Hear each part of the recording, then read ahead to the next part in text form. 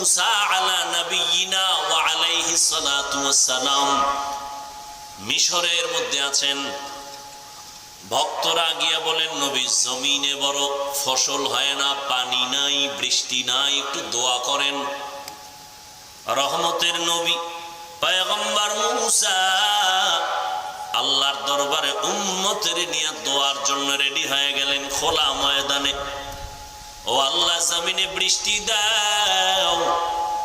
গাইবি আওয়াজ আসলো, রে মুসা, মানুষ ময়দানে নিয়ে যে দোয়া করতেছু, এখানে একটা জিনা করনেওয়ালা অপরাধী আছে, তারে উঠাইয়া দাও, না হয় দোয়া কবুল হবে না।